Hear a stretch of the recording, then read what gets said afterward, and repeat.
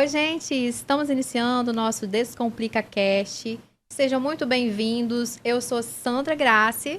E eu, Larissa Jabor. E estamos aqui passando, gente, muita informação para você. E hoje vamos falar de direito médico, né? Claro, porque estou presidente, né, da Comissão de Direito Médico, a doutora Larissa. Tesoureira da OAB Vila Velha, presidente da Comissão de Direito Ambiental e Proteção Animal, também da OAB Vila Velha. Já estamos aqui convidando todos vocês para participarem das nossas comissões temáticas da OAB de Vila Velha. Sejam todos muito bem-vindos. Também quero agradecer o meu parceiro Praia Express, gente, que agora ele mudou, é Praia Horto Mercado, que fica na Praia de Taparica.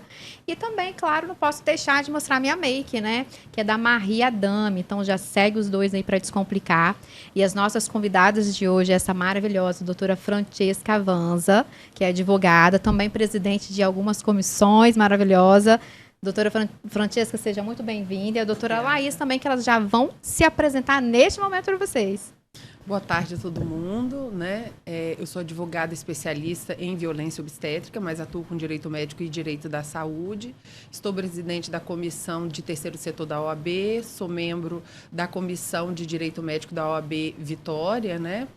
E estamos aqui hoje para falar sobre esse assunto tão importante que a gente precisa trazer conhecimento, informações, que é a violência obstétrica, né? É verdade, né? Quer comentar, doutora Larissa, com alguma... Aproveitar que a doutora Larissa está grávida, viu, gente? É verdade. Então o tema veio... Tem muita pergunta para fazer hoje. E o tema veio a calhar, principalmente porque a gente tem uma doula aqui, essa maravilhosa. Obrigada pelo convite. Eu agradeço. Né?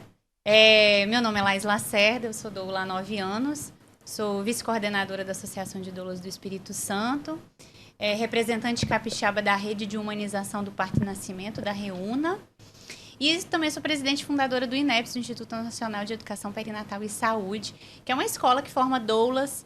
E em breve também a gente vai lançar um curso de consultoria de amamentação. E estou aqui à sua disposição para a gente conversar sobre esse assunto tão urgente, que é o combate à violência obstétrica, o combate à morbimortalidade materna e neonatal, né? E, claro, a gente não quer só sair viva dos partos, né? A gente quer ter uma experiência positiva, de lembrar daquele dia e falar, nossa, que delicioso que foi o nascimento do meu filho, o meu parto. Então, ter uma experiência positiva de parto e nascimento é importante para a saúde mental materna, para esse binômio mãe-bebê e, claro, para toda a sociedade. É importante porque, eu falo, esse assunto só diz respeito a quem veio de útero. Realmente, quem veio da cegonha não é um assunto importante. Ou seja, diz respeito a toda a sociedade, porque todo mundo nasceu de útero. Então, como que foi o parto, né, dessa minha mãe? Como é que foi o meu nascimento? Tudo isso afeta, tem impacto na minha vida, com a minha mãe, no meu relacionamento de infância, né? Porque a infância é o chão que a gente pisa para o resto da vida, né? Então, falar sobre isso é muito importante e obrigada pelo convite, viu? Eu que agradeço. Só frisando aqui que é o único instituto do país que tem reconhecimento do MEC, né? Então, assim, como a gente vai tratar desse tema, né? Eu falando só de forma objetiva sobre violência obstétrica, a gente vai tratar de evidências científicas na assistência ao parto e ao nascimento, e a doula, comprovadamente, pela ciência, beneficia a mulher e o bebê, né?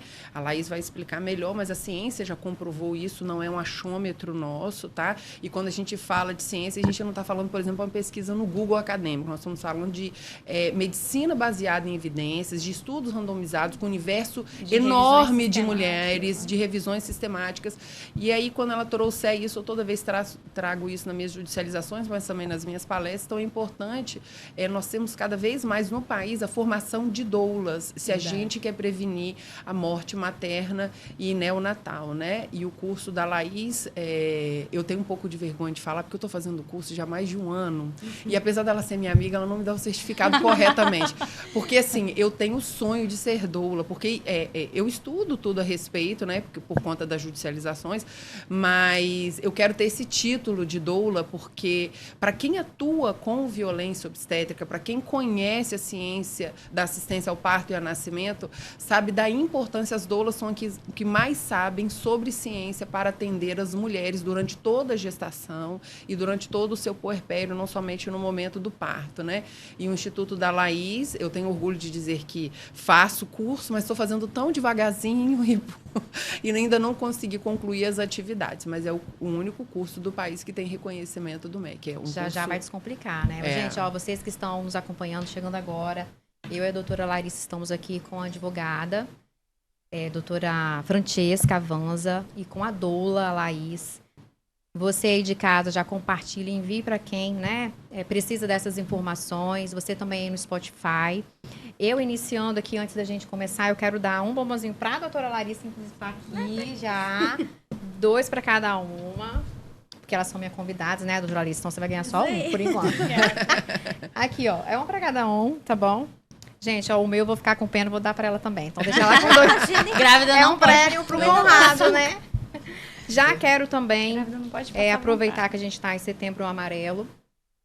2 lembrancinhas para cada uma também. Isso aqui, gente, foi os membros lá da comissão da OAB de Vila Velha, tá? Que lindo, Obrigada. que legal! Nossa, que sensibilidade. Foi um trabalho lindo, Da OAB gente. de Vila Velha, a Foi Comissão um de Direito Médico muito da legal, Saúde. tá? Sobre conscientização nesse mês aí de Verdade, Setembro Amarelo. gente. E tem Falando tudo sobre a ver. suicídio. Tem tudo a ver, porque a assistência ao parto e ao nascimento você impacta Também. diretamente na depressão pós-parto da Sim, mulher, é muito né? importante Diretamente. falar, A assistência que ela recebe vai influenciar Por isso que eu falo- diretamente. Por isso que eu falo, esse assunto da assistência humanizada e desse combate à violência obstétrica, ele diz respeito também à saúde mental, né? Sim. Francisca, temos a honra também de Francisca dar aula no INEPS, então ela dá algumas aulas no INEPS, e a presidente desse instituto é ruim de jogo, ela só vende o curso, ela não vende o certificado. É isso assim, verdade. Tá A vendo, pessoa né? compra o curso, ela vai ter direito ao curso, mas Isso o aí. certificado ela tem que conquistar. E Com são muitos certeza. seminários, tem TCC, mas assim, ela tá quase. Uma hora vem. Uma hora vem. Uma hora eu concluo, né? Assisto as aulas, eu não consegui entregar o material, mas enfim. Já você É descomplica. um curso muito sério. Eu vou dar a minha palavra aqui para a doutora Larissa, aproveitar, né, que ela tá grávida, então ela tem preferência, viu, gente? Prioridade jurídica, né? Prioridade. Eu vou ainda deixar... não sei nada dessa prioridade. É mesmo? Nada. Ah, mas hoje Então está já tudo mais aproveita, evoluído, os né? fóruns. Com tudo. certeza. Na minha época, você pedia adiamento de audiência, você não tinha. Mas acredita que mais a gente ainda complicado. tem esse Muito problema? difícil. É. A gente tem ainda e não é juízes, né? São juízas que ainda indeferem. O adiamento de Mas tá na hora da audiência. gente começar a pedir, né? Passar a informação aqui para elas. Não, e as pra pessoas isso têm que mudar, ter né? Ter mais essa conscientização. sensibilidade. verdade. E também a advogada tem que fazer a comprovação devida, exato. né? Mas bora lá, doutora Larissa. Estamos aqui com uma doula e uma advogada especialista em violência obstétrica. Eu vou te dar a minha palavra para a doutora começar, né? Porque tá grávida, então tem preferência, né? Então, eu vou aproveitar o gancho que a gente estava falando do estado puerperal, né? Para que vocês esclareçam aqui pra gente esse período do puerpério. Porque parece que é divergente, né? A legislação brasileira quanto ao puerpério de outros países, né? Parece que tem essa diferença do que é considerado o período do puerpério. Então, interessante sua pergunta, mas o puerpério é após o nascimento do bebê, 45 dias após. Né? Então, depois que o neném nasce, 45 dias após, para a legislação, é considerado puerpério. Cientificamente também, né? Então, assim, legislações sobre o puerpério especificamente nós não temos, né? A gente tem legislações que protegem a mulher durante a sua gestação, parto, nascimento e também puerpério, não especificamente para o puerpério que é após o nascimento, né? O puerpério é um momento sensível da mulher, tanto quanto a gestação, né? Existem os direitos das gestantes, né? Mas é uma fase, por exemplo, em que você pode haver também violências obstétricas. Aí você pensa assim, não, já ganhou o neném, né? A forma como ela for tratada, dependendo da situação, pode ser caracterizado violência obstétrica mesmo após o nascimento do bebê até 45 dias, né? Não, assim, nem foi nesse sentido. Ah, tá. A gente está falando assim, da psique mesmo da mulher, Não há até realmente um no sentido consenso. de trato dela com a criança recém-nascida, essa aceitação ou aquela rejeição que pode acontecer, que as pessoas culpam muito a mulher, né? Depois tem mulheres que rejeitam, mas não porque elas são mães ruins, mas porque estão num momento complicado, né? Abalado, justamente por causa do puerpério. E aí, criminalmente, né? Caso ela venha cometer algum delito com a criança, tem essa discussão jurídica no Brasil diferente de outros países. Porque aqui a gente tem um período que eu não lembro muito bem, gente, que já tem um tempo que eu saí do criminal, que antes eu fazia, mas eram, acho que até 6 meses, se você cometesse o crime dentro desse lapso temporal. E tem países que estendem um pouco mais. Então era essa Mas realmente questão. não há consenso. Porque, por exemplo, existe o puerpério imediato. Que é os 45. Para medicina. Tem aquele puerpério que a gente conhece, que é o resguardo, que é quando você precisa não ter relação sexual, por exemplo. E tem o puerpério da forma da psicologia. Isso, né? voltado E mais aí, para essa psique isso. mesmo que eu tô perguntando. E aí, na psicologia, tem o baby blues, que é essa melancolia pós-parto, que geralmente dura os primeiros 15 dias. Então, se passou de 15 dias, essa puérpera ainda está muito chorosa, ainda está desanimada, não quer sair de casa, liga o alerta, porque pode ser depressão pós-parto, né? Tem o pink puerperal, que é uma imensa alegria, um excesso de animação até ela. Então, ela... sei lá, o bebê tem 3, 4 dias, ela já quer voltar à vida dela de antes. Isso também é um pouco patológico, então precisa também ficar atento, porque pode virar uma depressão pós-parto e pode chegar a uma psicose puerperal, que aí já é um agravamento. Já é um agravamento dessa situação. Mas assim, o conceito de pós-parto seria assim: o puerpério acabaria quando o corpo voltasse ao período pré-gravídico. Quando a gente começa a filosofar sobre isso, quando que o meu corpo vai voltar ao estado pré-gravídico? Algumas vão responder, nunca. Porque minha mente é outra, meu corpo é outro, eu nunca vou voltar a ser quem eu era antes. Eu vou me redescobrir, vou encontrar quem eu sou daqui pra frente. Outras vão falar assim, não, enquanto você está produzindo leite, enquanto você estiver amamentando, você ainda tem hormônios próprios do puerpério, você ainda tem prolactina próprios do puerpério. Então, pode ser que o puerpério dure até o desmame. Se você desmamar com 3 anos, o seu puerpério durou 3 anos, pode ser que seja isso. Mas há uma literatura mais abrangente que diz que o puerpério duraria, então, 2 anos. Esse período mais intenso, hormonalmente falando, duraria, então, 2 anos. Com menor intensidade, né? Os 6 primeiros meses é mais intenso, aí os hormônios vão regulando até dar os 2 anos. Então, realmente não há um consenso, mas a gente tem essas informações que não se conversam, né? Tem o puerpério para obstetrícia, tem o puerpério para psicologia, tem o puerpério para legislação, né? E aí a gente realmente não tem um consenso mesmo. Mas o principal os familiares dessa mulher, mas principalmente os familiares, a rede de apoio dela, não de agouro, hein? Não me entenda mal, gente, é rede de apoio. Se não for para apoiar, não esteja presente. É verdade. Né? Porque tem aquelas redes de agouro, né? Verdade. Com todo respeito às sogras, que eu vou ser um dia em nome de Jesus, mas... não é assim que pega, não é assim que faz, você não sabe fazer. Isso não ajuda em nada ou atrapalha. O bebê tá chorando, olha, seu leite não tá sustentando. Isso vai minando a confiança da mulher, que já tá pouca, porque hormonalmente ela sente um vazio. Você imagina, 9 meses. Muita produção hormonal. É placenta, é uma explosão endócrina, é bebê, é líquido amniótico. Ontem mesmo acompanhei um parto de gemelar. Quer dizer, só de bebê era 6 quilos. Aí fora líquido amniótico, uma placenta enorme. Eu falei, 10 quilos em meia hora. E aí ela começou, nossa, eu tô sentindo um vazio, uma coisa, uma dor no peito. Aí já começa essa tristeza, essa melancolia. Porque você tem 9 meses, né? Eu falo de crescente, aí no mesmo momento é uma queda livre, eu falo de bungee jump, né?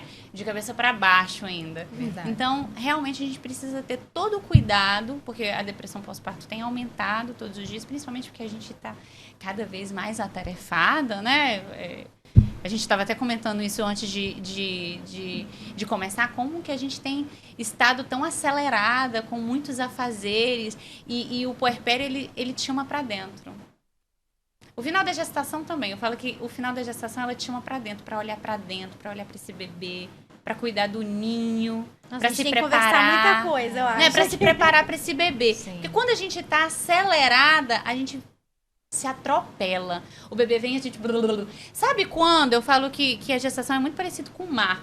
Sabe quando vem a onda? Eu sei que eu sou mineira, eu não sei nadar. E mineiro é corajoso, vem aqui para essas praias, né? Dá ruim, né? E aí a gente vê a onda e corre dela, não é assim? e a onda te pega, você sai com, né, sutiã de um lado, biquíni do lado, areia, aquela confusão. Mas quando você olha a onda, enfrenta ela e mergulha fundo, você sai e aquela onda vira uma marolinha. E a gestação é um pouco disso, ela te convida para mergulhar nela, ela te convida para viver aquilo. E quando a gente não consegue viver, a gente se atropela e toma um capote, toma um, como é que fala? Meio que se a gente se afoga, né? Aqui no puerpério. Então, a gestação te chama para dentro, para no puerpério você tá pronta para mergulhar fundo. Profundo, Top! Tô contigo. Por isso que quando a gente fala de ciência, né? E não só a ciência, mas juridicamente falando, a gente tem a RDC, né, da Anvisa. A RDC 36 de 2008, ela estabelece o que é obrigatório para os estabelecimentos de saúde públicos e privados, e lá está escrito da obrigação de fornecer métodos não farmacológicos de alívio à dor, né? A ciência também já comprovou que o bem tratar a mulher nesse momento, né, como que influencia no êxito ou não do parto, influencia diretamente ou não na depressão pós-parto. Então, tudo isso que você ouviu, por isso que a gente ouve muito, isso é certo, a mulher não precisa de uma doula, ela merece uma doula, porque tudo isso que você ouviu e se sentiu bem porque você está gestante, né, faz bem a qualquer um, né? Então, se ela tem esse apoio emocional durante a gestação, durante o seu parto, durante o seu puerpério, o nascimento do bebê, a evolução dela é muito melhor. Ela amamenta melhor, o neném fica melhor, ela tem menos hemorragia. Então, os benefícios, como é bom poder ouvir uma doula e entender, porque é difícil explicar para as pessoas, como eu judicializo muito, mas a gente explicar para o juiz, por isso que a gente tem que levar as evidências científicas de qualidade, né? Para comprovar para o juiz, foi muito importante aquela palestra da doutora Melânia no Congresso Médico Jurídico, porque ela é uma cientista nata, ela é a melhor cientista mundial para falar sobre humanização do parto, a ONU a chama, quando você vai em alguns estudos nacionais muito importantes, quem fabricou esses estudos, quem escreveu foi ela, e aí ela traz as evidências, quem dera eu pudesse a levar diante de um juiz. Verdade. Sabe? Porque o juiz também não entende, o judiciário não entende. Então, quando você ouve tudo isso, você pega artigo científico de qualidade e fala, olha, a ciência comprovou que se ela tem acesso a isso, imagina a recuperação dessa mulher. Imagina como que ela passa pelo parto, mesmo que cesárea. Com certeza. Entendeu? Então, Sim. As evidências científicas mostram que só faz bem você ter, por exemplo, uma doula. Tem outras ciências também. Mas a doula, para mim, não deveria ser opcional. Tem que ser, assim, um privilégio que a mulher realmente merece, porque é a diferença entre tudo dar certo, entre tudo não dar certo, né? Vamos explicar um pouquinho o que é doula, isso, né? Porque isso que eu ia falar agora. Olha como é que a gente tá em gente, sintonia, você tá vendo, né? hein? No mesmo Com espírito. certeza. Já estava aqui na mão, já, esperando a palavra aqui da doutora. Eu quero saber, e vocês aí de casa, ó, prestem atenção, tá? Vou perguntar aqui pra Laís o que é doula e como surgiu. Porque vocês aí de casa, eu tenho a plena certeza que vocês estão curiosos, né? A doula é um ofício milenar, antigo. Acho que desde... Sim. Eva não tinha outra mulher, talvez, para ajudar ela no parto, mas depois de Eva, com certeza tinha. O que é a doula? A doula, ela é uma palavra grega, né? Estou falando, você está perguntando como surgiu, né? É uma palavra grega que se diz doula, quer dizer escrava. E a doula é como se fosse uma escrava específica dessa mulher que estava gestando. Então, a doula, essa figura, na verdade, uma figura de uma mulher que auxiliava outra mulher a gestar, a parir e a amamentar, ela sempre existiu, diferente da parteira. A parteira, ela era pontual, ela era chamada, às vezes até por essa mulher, ia lá, assistia ao parto e depois se retirava daquela família. A doula não, a doula era essa comadre, essa amiga, talvez até a irmã, essa pessoa mais experiente que te auxiliava, te acalmava, porque às vezes o medo é o medo do novo, é tudo muito novo. Será que isso é normal? Será que aquilo é normal, né? Na gravidez a gente tem medo de tudo, é ou não é? Nossa, esse espirro meu deu uma dor, será que, né? E aí, tudo é muito novo e o medo é muito grande, porque a gente se sente, nós mulheres, nos sentimos muito cobradas de fabricar, de gestar, de fazer um bebê saudável e perfeito. Mas isso nem sempre está no nosso controle. né? E aí a gente se sente na obrigação também de parir um bebê vivo e perfeito. E também de ter uma criança perfeita, que tá no ideal de todo mundo. Isso é um peso que às vezes a gente nem para pensar, nossa, por que eu tô com crise de ansiedade, né? Eu falo, porque é um peso muito grande estar eu fazendo um bebê, né? Por isso que eu falo, né? Quando alguém perguntar, você tá uma gestante muito fresca, eu falo, é porque eu tô fazendo órgãos, desculpa. Você tá fazendo algum coração, cérebro, né? Desculpa, eu tô fazendo. Adorei! Então, realmente, eu preciso descansar para o meu corpo fabricar órgãos. É verdade. Ninguém fabrica órgãos, né? Só a mulher. Verdade. E quando a mulher precisa de procurar, precisa não, a gente sente a necessidade, óbvio, e tem o direito, né? De procurar. Eu, sei lá, descobri que eu tô grávida, tô com 3 meses. Já posso procurar Mas doula? aí, voltando, então, a doula realmente é um ofício que sempre existiu. Mas como que ela se profissionalizou, né? Nós passamos por vários períodos na nossa história. Então, a gente passou pelo período de parto ser um evento totalmente familiar e feminino, não tinha nada a ver com medicina, nada a ver com intervenções. Era nas casas, provavelmente. As nossas avós talvez pariram já no hospital, algumas, mas da nossa bisavó para trás, eu vou te dizer que 100% foi em casa, com parteira ou sozinha. Depois do terceiro, elas já nem chamavam mais a parteira, e era ali com uma amiga, chamava a vizinha, vem cá, me ajuda e tal. E era totalmente feminino. Se vocês perguntarem, por exemplo, os meus filhos têm tataravó. Eles têm o privilégio de ter tataravó viva. Eu pergunto para ela dos partos. Ela fala, era uma coisa muito minha e das minhas filhas que já tinham nascido. E aí o meu marido saía e eu só chamava quando já tinha acontecido. Ele só aparecia com tudo pronto, era um evento limpo, muito né? familiar. Não tô falando que é certo, que é errado, né? O que era. E aí, com o avanço da medicina, trouxeram, então, esse parto para um ambiente hospitalar. E aí que começaram a inventar as intervenções, claro, né? Com o objetivo de reduzir a mortalidade, reduzir a hemorragia, a infecção, que era uma coisa que mata até hoje e matava antes também, né? Mas por incrível que pareça, a mortalidade deu uma diminuída. Depois, com a criação da cesariana, né? As coisas foram melhorando.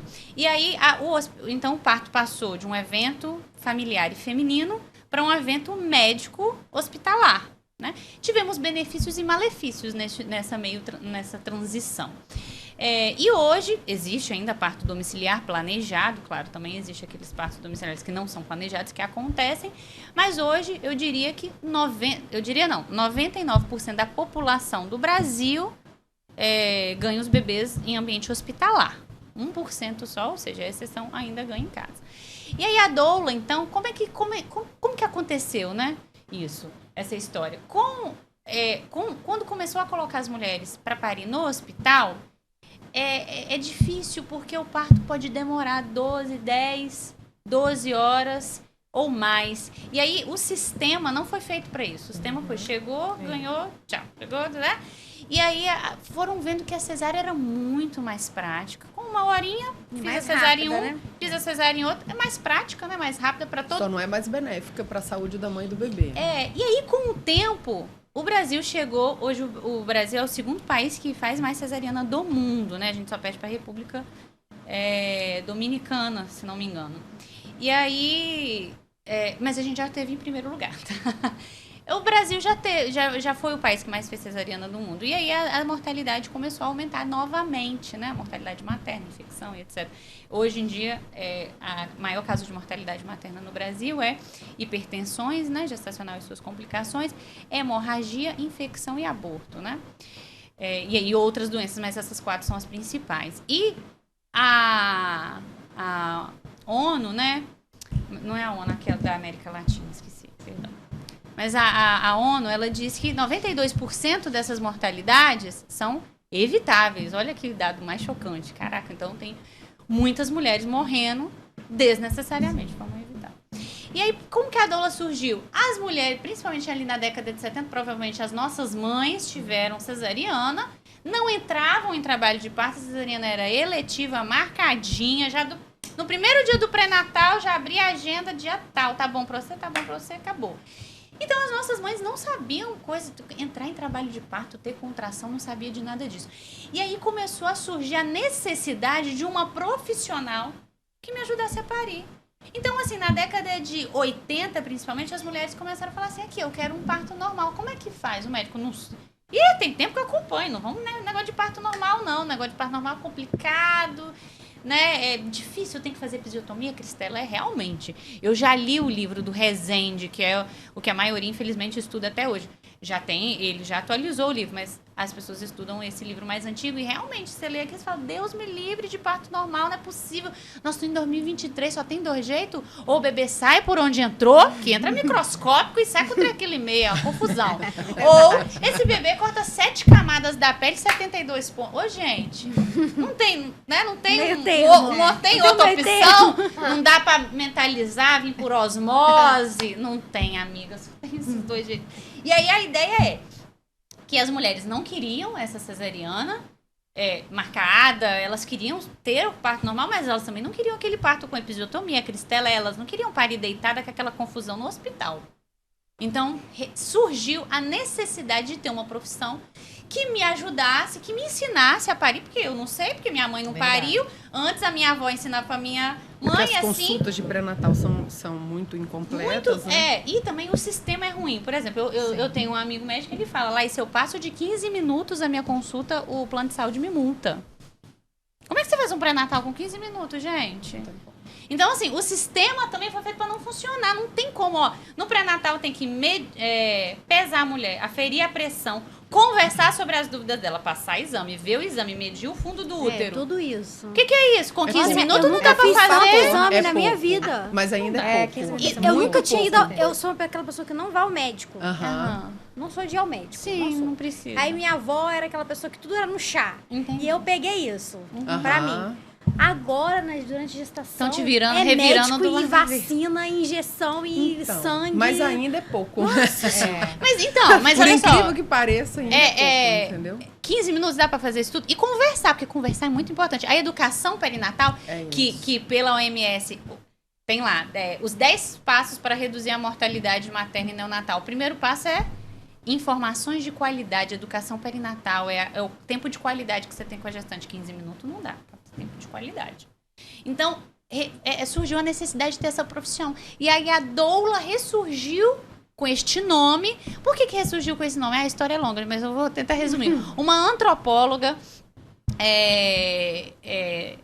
Dana Raffel, ela quis amamentar os filhos dela. Ela é americana. Ela quis amamentar os filhos dela, década de 70, Nestlé, fórmula pra cá, né? Lata dourada. Que esse leite em pó vale ouro. Você sabe que tem muita gente que até hoje acha que o leite em pó é um pó de pirim-pim-pim. Mas, gente, é leite de vaca, assim. Claro, salva a vida, graças a Deus que existe. Mas, assim, muita gente acha que é uma magia que tem ali. Não, é leite de vaca em pó, tá, gente? Com vitaminas e tudo, mas não é mágica. E aí ela não queria. E aí ela procurou, ela antropóloga, foi procurando nas culturas, porque ninguém mais amamentava com a coisa da fórmula. E a Nestlé veio com essa... Hoje no Brasil é proibido, né? Fazer até propaganda de leite de fórmula, de chupeta, para incentivar o aleitamento materno. Gente, eu tô rindo aqui porque eu lembrei. Lembra aí do que você vai dizer. Meu sobrinho, quando era pequeno, ele já tava assim, já grande, né? A minha irmã teve outro bebê, né? Minha sobrinha, todos dois já, né? Já são adultos e tal. Mas na época, meu sobrinho ficou... Meu sobrinho já não mamava mais, né? Mas ele ficou com ciúme da minha sobrinha, né? Quis mamar. E aí, ele queria mamar no peito claro, da irmã, né? Obviamente. Normal. Aí, a minha irmã explicando pra ele, né? Da bebezinha e tal e tudo mais. Enfim, aí ela acabou deixando. Aí, pô, ele já estava acostumado com outro leite, já era grandinho. Aí ele, nossa, mas o leite dessa vaca tá estragado. Ai, não pode cuspir no prato com certeza. Eu também, quando eu tive a minha segunda filha, a Lala, Você falou da o vaca, Eric também quis experimentar. Eu falei, claro. Aí ele falou, ai, não gostei. Eu falei, você passava 6 horas pendurada aqui, se tirar... Mas enfim, aí a Dana Raffel descobriu na Grécia que existia uma profissional que ajudava na amamentação e o nome dela era doula. Mas a doula como profissão, então foi surgindo nessa época, principalmente na década de 80, de várias descobertas em vários lugares do mundo. Olha só, ressurgiu a necessidade dessa profissão. E Kennel e Marshall, que eram 2 pediatras, eles observaram uma residente, que era a Michele, que ela não saía de perto das mulheres que estavam entrando em trabalho de parto. Ela ficava o tempo inteiro, auxiliava, fazia massagem, andava com elas. E ele observou que as mulheres que a Michele ficava com elas tinham partos mais rápidos, menos doloridos, melhores experiências. O bebê nascia melhor e amamentava mais rápido. Ele falou, essa profissional está fazendo alguma coisa diferente que a gente não está fazendo. Que, na verdade, ela só ficava ao lado. Por isso que a doula... Hoje, não é mais escrava, obviamente, a doula é uma profissional que presta suporte contínuo no período gravídico puerperal. Então, ela auxilia na gravidez, no parto e no pós-parto. Eu falo que a doula ela é uma fonte que dá água na medida da sede. Tem gente que quer a doula em conta-gotas, pouquinha. Tem gente que quer na garrafa de 20 litros. Tem gente que quer mergulhar. Então, a gente dá a informação e assistência conforme a sua sede, conforme você deseja. Igual você estava me perguntando, mas doula serve na cesariana? Hoje a gente sabe que sim, que doula faz a diferença na cesariana. As mulheres se sentem mais calmas, mais tranquilas, né? Menos sozinhas. Porque as pessoas do hospital já têm aquela rotina. Ninguém vai ficar ali com você o tempo inteiro. Cada um tem sua função. E a função da doula seria ficar ao seu lado o tempo inteiro. Então, a doula é uma acompanhante profissional do período gravídico puerperal. Não sei se me fiz entender. Sim, deu para entender, então, o que é a doula. E aí, a gente tá, então... A nossa profissão, então, é nova. Nós somos uma ocupação pelo Ministério do Trabalho, mas a minha Solon tá aqui, que eu tô com adesivo de Regula Doula. A gente tá com a campanha hashtag Regula Doula. A gente já... o projeto de lei já passou no Senado, fez o caminho inverso, 4339, né? 4339. E vai passar agora, se Deus quiser, na Câmara. E, finalmente, a nossa profissão vai ser regulamentada. Que bom, gente. Se Deus quiser, né, gente? Hashtag aí. Importante. É muito importante. A doula é uma profissão que reduz a morbimortalidade materna natal. Isso ainda não tem estudos que falam essa frase que eu disse. Mas a doula, os estudos que tem é que a doula melhora o índice de Apgar do bebê. Sabe o que é Apgar? Eu já quero fazer um artigo sobre isso. Pois o bebê, ele ganha uma nota, o neonatologista, que é o pediatra lá, ele tem uma outra, né? Faz um outro curso que ele chama neonatologista, que ele cuida do neonato, que é de 0 a 28 dias. Ele dá uma nota no primeiro e no 5º minuto de vida. Uma nota de vida, digamos assim. Quanto que o bebê tá vivo, né?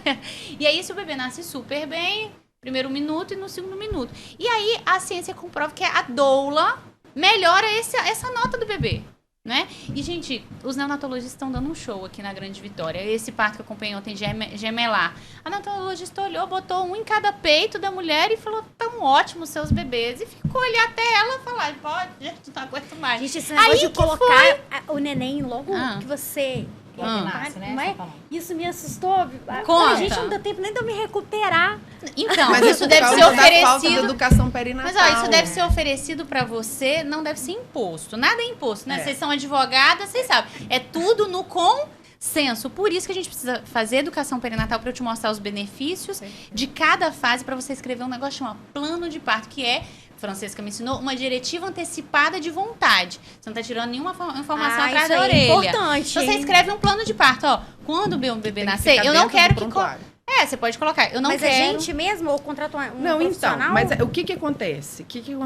Foi ótima essa explicação da Laís, mas o que acontece com a gente na prática? Veja bem, vou tentar fazer um paralelo para ser curta. Quando você, por exemplo, descobre um câncer, né, que você está ali com risco, você começa a estudar. Mas a gente confia muito na medicina e deve confiar na medicina baseada em evidências. Porque se você pegar alguns documentários, como é o nome daquele documentário? O Renascimento do Parto, por exemplo, tem 1, 2 e 3. Eu vi da Netflix, né? Lá fala, por exemplo, mas isso é real. Até 20 anos atrás, tudo que envolvia parto e nascimento não tinha nenhuma evidência científica. Manobra de Cristeller, por que o senhor faz e ensina na escola de medicina? Síndrome de Gabriel. Não, assim, qual foi o estudo que comprovou que a manobra de Cristeller, que é você subir na barriga da gestante e empurrar a força... Sabe quando você pega a pasta de dente e empurra de cima para baixo? Sim. Então, tentam fazer isso com o bebê dentro do seu corpo. Só que né? não Você tá entendendo? Então, veja osso, bem. né? E você também tem ossos, você é orgânica, então. Mas por que se faz a manobra de Cricelé até hoje? Qual a evidência científica? Porque todos os médicos que se formam aprendem isso na escola e replicam. Por quê? Qual a evidência científica? Ninguém pergunta. Não tem. O que se tem é evidência científica comprovando que só causa malefício. Tanto é que a OMS é uma manobra proscrita já há bastante tempo, mais de 10 anos que está proscrita. Então, veja bem, mas mesmo assim continua se fazendo. Então, quando o médico ele vai atuar em você e faz qualquer coisa em você, você imagina, você subentende que aquilo tem uma... certo, né? Que aquilo é baseado em evidência. O senhor estudou, comprovou, mas ele faz aquilo sem a menor evidência científica. Então, aqui que acontece com a gestação? A mulher ficou gestante, ela vai a um obstetra confiando de que ele vai passar todas as informações necessárias que ela precisa. Mas ele não passa justamente por conta de um sistema. Não é má fé. Sim. Por conta de um sistema, ele não consegue. Mas a mulher também não para estudar. Eu quero fazer implante de silicone. Eu vou estudar. Hoje em dia tem uma cultura já de desimplante, né? Eu vou estudar causa-benefício, causa-malefício. Eu vou diante do médico, quero tirar todas as dúvidas. Vou poder malhar, não vou poder malhar? Dura quanto tempo? E a gestação, a gente não faz isso. E a gente não recebe isso do médico ginecologista obstetra. Por isso, a importância da doula e da educação perinatal, porque você realmente precisa de muito tempo. Porque quando você para estudar, o que a ciência comprova? Comprova que o parto normal traz muito mais benefícios para o seu corpo, a sua saúde e para a vida do seu bebê. São milhões de benefícios, se comprovado cientificamente. Você não para estudar. Não, quero uma cesárea porque eu tenho medo do parto normal. Não, olha, nós não somos índias mais. Eu ouço muito isso no judiciário, né? E aí, o que acontece? Disse, né? Então, mas olha, veja bem. Mas eles tornam isso, quem não tem conhecimento, quem não para estudar, eu não atuo no direito do trabalho. Se alguém me procura, eu indico um amigo, porque ele vai ter uma péssima assessoria jurídica. Então, quando a gente não estuda sobre determinado assunto, a gente só sabe dele de ouvir falar, a gente não pode instruir ninguém. Né? A gente precisa procurar entender e estudar. Então, de várias coisas que ela falou aqui, por exemplo, se as mulheres soubessem que é mais benéfico para ela e para a saúde do bebê dela, muito menos alergia, uma série de malefícios também que a cesárea traz e que é arriscado a cesárea, ela não optaria pela cesárea. Por que ela opta? Nosso parto é muito mais rápido e mais seguro. Quem disse isso? Porque a ciência não diz isso. A ciência não diz que a cesárea é mais segura. O que a ciência diz é cesárea salva vidas quando há indicação real.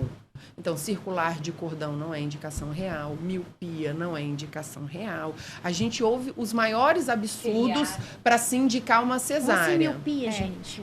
Tem médico que fala, olha, porque você tem miopia, você não pode ter um parto normal, que você vai fazer muita força. Isso dá pressão. Eu nunca ouvi falar disso, de pressão. O que é isso? Da pressão. Antes que eu esqueça, a gente vai falando, eu fico com as perguntas aqui, mas eu fico meio de esquecer. Lá no Instituto da Laís, tem esses ensinamentos para as grávidas? Todos de forma completa. É um estudo perinatal completo que você precisa saber sobre gestação, parto, nascimento, puerpério, completo. São vários professores. Viu, gente? Tem vai médico estar passando obstetra, aqui embaixo, tá? Instagram. Tem enfermeiro obstetra, médico obstetra, né? Tem doulas falando. Tem a parte da história. Né? É um curso profundo. E eu acho que, assim, toda gestante deveria receber isso no SUS, do obstetra, mas o sistema não dá tempo disso. Verdade. Então, ela não sabe o que é melhor para ela nem para o bebê. Ela ouve a mãe falar, você não vai ter parto normal, não, né? Não, a minha irmã, ela pesquisa, até porque minha irmã é veterinária, acho que tem a ver, gente, coisa de saúde. Sim. De claro que tem, mamífera, basicamente. E ela foi atrás das informações, começou a pesquisar, estudar e tudo. E a minha mãe fez cesárea, tanto de mim quanto dela, né? Sim. E a minha mãe tá super revoltada porque ela vai fazer parto normal, porque ela escolheu fazer o parto normal. Bom, vai ter que analisar ainda, né? As últimas... depende da evolução da gestação. Ultrassons, né? Pra ver se tá tudo certinho, o bebê tá virado, aquela coisa a gente toda, tem essa né? cultura, né? Se tiver tudo certinho, a gente faz o parto normal. Quando, na verdade, é o contrário. Olha, se não tiver certo, se alguma coisa acontecer, se tiver uma indicação, aí sim a gente faz cirurgia. Porque, assim, como a nossa cultura... É o que eu tô te falando. Quando alguém fala assim, tem o pavor do parto normal, Laís, eu falo, eu te entendo, porque a gente vem de uma cultura de violência obstétrica. Sim. A gente vem de uma cultura... Esses dias apareceu um post assim no Instagram. ter um parto normal equivale a 20 ossos quebrando. Gente, pelo amor de Deus, olha só, eu sou fresca, daquela que tira a sobrancelha, chora, aí a quina do dedinho eu bato, nossa, pra mim é o fim do mundo. Eu tive 2 partos naturais, sem analgesia nenhuma. Pari na raça. E eu sou fresca. E eu vou te falar, não senti ossos quebrando, não. Claro que dói. Não tô te falando que não dói, obviamente. Tem uma criança de 3,5 kg saindo do seu buraquinho, né? Pelo amor de Deus. Então, assim, dói. Mas a recuperação, eu saí andando, né, filha? Com 1 semana do meu filho, eu fui madrinha de casamento. No salto. Um bebê aqui, ó. Mas Entrei então, amamentando, mas se enfim. a mulher estuda o orgânico dela, a fisiologia do corpo dela, ela vai parar de ter medo. Então Porque, eu veja entendo bem, o medo, mas existe um remédio maravilhoso pro medo. Informação. Que é a informação. Então, assim, o curso do INEPS, ele não é um curso voltado para gestantes. É um curso de 3 meses, é um curso aprofundado, assim. A gente fala de coisas que podem trazer muita ansiedade. Mas toda boa doula, Sim. é uma educadora perinatal. Sim. Então, nosso curso tem certificação dupla. Doula, você forma doula, educadora perinatal. Então, quando você procura uma doula, pergunta para ela, encontre várias, né? Onde que eu posso encontrar uma doula? Vocês podem encontrar aqui da Grande Vitória. Vocês entram no site da Adoules, adoules.com.br. Lá tem todas as doulas associadas. E também no site do INEPS, ineps.com.br, lá tem todas as doulas formadas pelo INEPS. Lá você entra em contato com umas 3, escolhe lá umas 3, entre em contato com elas, encontre com elas, não tenha vergonha de encontrar várias, porque tem que ter o feeling, tem que ter conexão, tem que ter né? um vínculo. Então tem que fazer entrevista mesmo. Exatamente, porque Igual ela você vai fazer te entrevista ver. pra síndico, Tem que você ser não seleciona. emocional, tem que Então, ser emocional. tem que rolar porque tá aquele totalmente negócio ligado à ali, sua ó. Qualquer emoção. pessoa pode ser doula. Qualquer pessoa que tiver ensino médio completo pode ser doula. Porque às vezes tem... Eu falo assim, curso de eu- no mínimo 120 Assim, qualquer horas, no pessoa mínimo. pode fazer o curso, né? Mas claro que naturalmente é mais comum mulheres fazerem o Não, curso, mulheres né? da área de saúde, às vezes, né? Não, tem mulheres lá que fez o 3º ano há muitos anos atrás e elas conseguem compreender porque a gente usa uma forma de educação popular. O nosso ensino, a nossa pedagogia é na educação popular. Então é muito de fácil compreensão o curso e ela consegue te passar toda a informação. Não é Então, nada em latim, né? a educação perinatal Latim é que eu muito falo importante. fazendo paralelo do direito, tá? Sim, não é nada complexo. Uhum. Na verdade, quando a gente estuda, quem quer estudar, quando a gente gosta de um assunto, o que a gente Verdade. faz? A gente Vai lá, mergulha, né? a gente não sai Verdade. correndo da onda. Quando Vai a gente lá, gosta isso do negócio, a mesmo. gente mergulha Mergulha. fundo. Entendeu? Molhar o Perfeito. pé é muito superficial, a gente quer molhar o cabelo. Então, quando a gente gosta de um negócio e de estudar, porque quem faz o curso de doula geralmente gosta da área. Sim. Então, estuda muito, né? Se tornam até autodidatas. Mas eu falo que quem trabalha, quem faz o que gosta, nunca se forma. É uma eterna Verdade. estudante. Então, a gente está estudando o tempo todo. Até porque as coisas se atualizam. Isso também está no código de ética E é de tudo toda dinâmico, profissão, né? né? É tudo A dinâmico gente tem que se também. atualizar. Então, assim, se você está procurando uma doula, procure uma doula de qualidade que faça encontros de educação perinatal, para você não ser tutelada, mas para você ser protagonista. Porque o tripé da humanização, o que é uma assistência humanizada? É quando a mulher é protagonista, ela sabe benefícios e malefícios e ela escolhe. Quando ela tem uma equipe multidisciplinar e quando tudo é baseado em evidência científica, não é em vidência não, porque tem gente que se baseia todas nas coisas na vidência. Tô sentindo que, olha, né, eu conheço profissional, Fernanda, eu tô sentindo que você vai entrar em parto prematuro, já vamos fazer o corticoide e tira a criança com 37 semanas, a criança vai para o TIM. Você sabe que o Brasil é um dos países que tem mais prematuridade do mundo, né? Tem mais prematuridade no mundo. Parte é por causa das hipertensões, né? E parte por causa das cesarianas agendadas. E a gente não sabe se o bebê tá bem. Porque se o último órgão que fica pronto no bebê é o pulmão. E quando ele fica pronto, né? Alguns estudos mostram isso, ainda não é evidência, tá, gente? Quando eu falo que não é evidência, eu deixo claro. Ele solta um líquido, e esse líquido, em contato com o útero, começa a contrair o útero. Se ele sai sem contração, tem chances desse pulmão não estar pronto, né? Então, e aí o pulmão não está pronto, pode dar uma série de complicações no bebê. Ele vai precisar ir UTI, às vezes ele vai precisar de um CPAP, às vezes ele vai ter bronquite na primeira infância, asma, enfim, alergias respiratórias. Então, tudo isso a gente tem que pensar. Mas é uma educação perinatal. Não tem problema a mulher escolher cesariana. No Brasil, a mulher pode escolher pela cesariana, desde que ela esteja informada dos benefícios e malefícios e ela opte por isso. Até porque, na minha opinião, é o protagonismo. Mas em outros países, os países que têm a menor mortalidade materna do mundo, Bielorrússia, Inglaterra, Canadá, Suécia, Suíça, Finlândia, lá a cesariana não é uma escolha. Lá cesariana é se precisar. Lá não tem negócio, eu quero... Não tem isso. Primeiro que lá nem existe esse negócio de meu médico, é diferente daqui. Entendeu? O pré-natal, você vai... Aí a gente quando vai você na entrar... parte do direito. Quando você precisa vai entrar... de muito esclarecimento em relação quando a você isso. entra em trabalho de entendeu? parto, você vai Que é pro hospital do seu pública, bairro e aí olha o influencia no direito. O nosso direito é outro, né? Eu quero, antes de adentrar aqui, porque o nosso tempo está acabando, infelizmente, gente, o assunto é maravilhoso, Passa então rápido. voa, Meu né? Deus do Nossa, céu, já eu tá não ouvi ainda ela Então, falar do exatamente, eu quero planejamento, falar, gente, eu quero falar, claro, né, a gente vai entrar na questão da violência obstétrica, mas eu quero só para finalizar a fala da doutora Laís, que depois no final ela vai me deixar uma mensagem para vocês.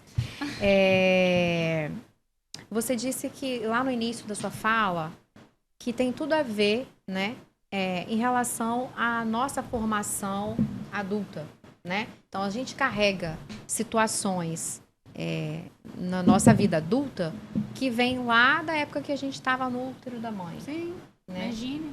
Então, eu gostaria que você só desse uma pincelada para quem está nos assistindo, porque tem muita gente que já sabe disso, mas outras não. E aí, como a gente gosta, e aqui para a gente descomplicar as informações, né?